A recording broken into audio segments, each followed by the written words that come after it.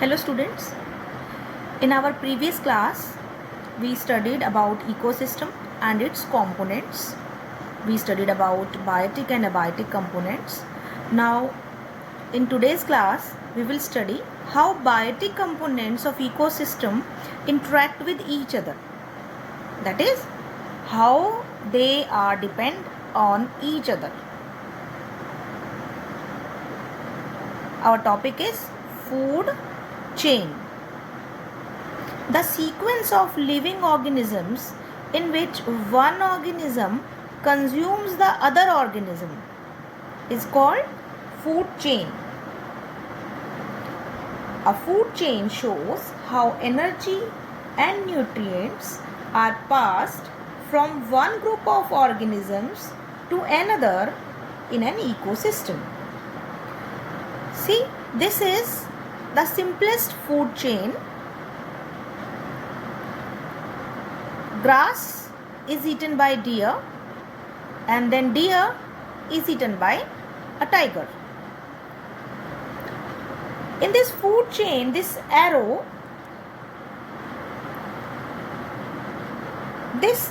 points towards the consumers, and this arrow indicates the direction of flow of energy. It means the energy is flowing from this grass to deer, then from deer to tiger.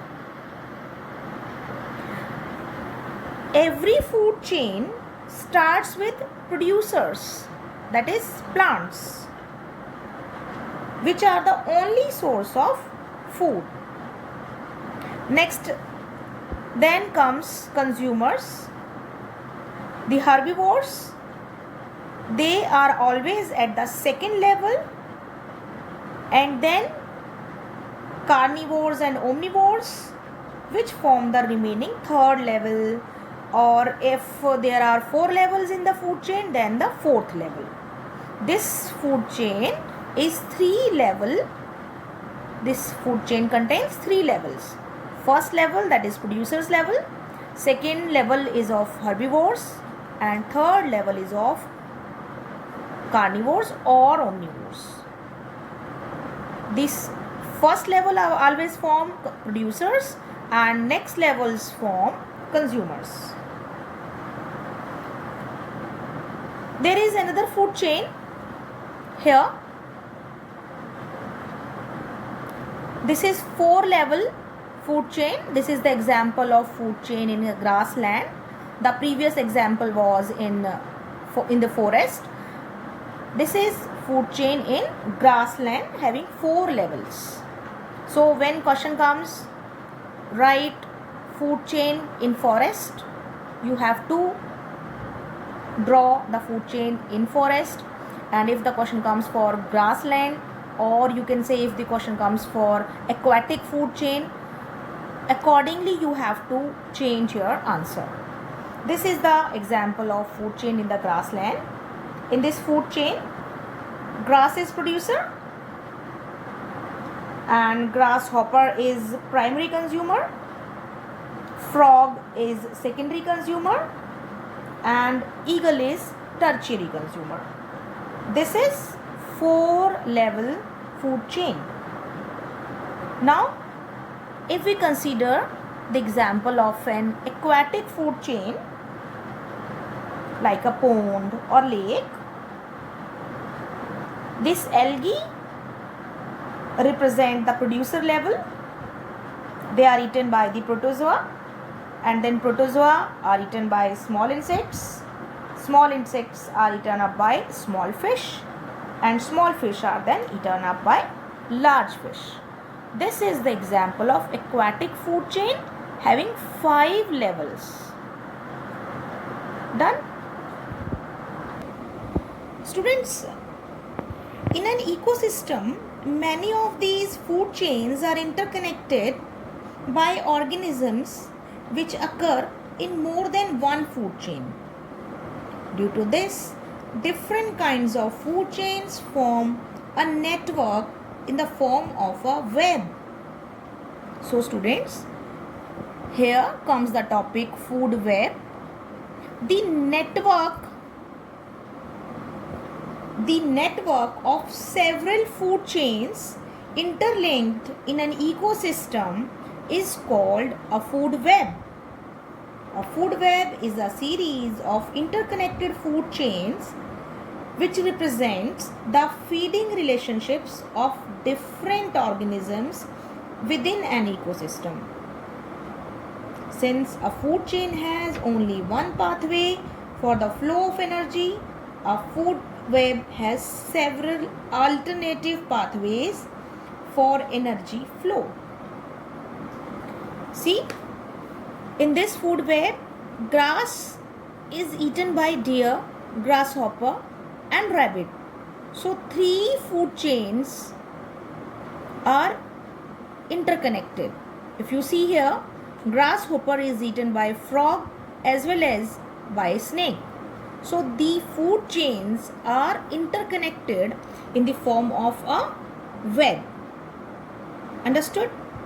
Now next topic is trophic levels in a food chain. Students, trophic means food. So trophic levels means each step or level of a food chain forms a trophic level. Producers are at first trophic level. They fix up the solar energy and make it available for consumers. Herbivores or primary consumers come at the second trophic level.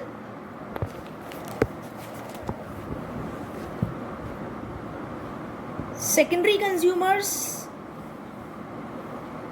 or small carnivores are at third trophic level. Large carnivores or tertiary consumers are at fourth trophic level. This is the simplest diagram to show various levels in a food chain, that is trophic levels. This is the producer level, first trophic level. This is second trophic level, which includes primary consumers. This is third trophic level, includes secondary consumers, and this is fourth trophic level, which contains tertiary consumers. Now students, our topic is flow of energy in a food chain. Students, sun is the source of light energy on earth. It radiates its solar energy, and this energy is absorbed by plants. But students, the green plants can absorb only a very small fraction of this solar energy. On an average, about 1% of solar energy falling on the leaves is used for photosynthesis. The remaining energy is radiated back to the atmosphere. The producers capture this 1% energy and convert it into chemical energy. This chemical energy is then used for their activities like respiration and growth. Some energy is not utilized and is released as heat energy into the environment. When the producers are eaten up by herbivores, the chemical energy stored in them is transferred to herbivores. The herbivores use this energy for their various metabolic activities. Some energy is released in the environment by herbivores. When the herbivores are eaten up by carnivores, this chemical energy is stored in them. The carnivores use this energy in their metabolic activities, and the unutilized energy is released as heat in the environment. This transfer of energy is repeated with large carnivores, and so on. Some of the energy released from producers and consumers is utilized by decomposers for their life processes. The decomposers also release some energy in the environment.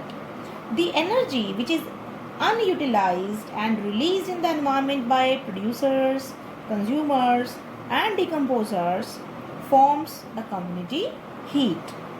So in this way, this energy keeps on reducing at each successive level, each successive trophic level, to which it is minimum at the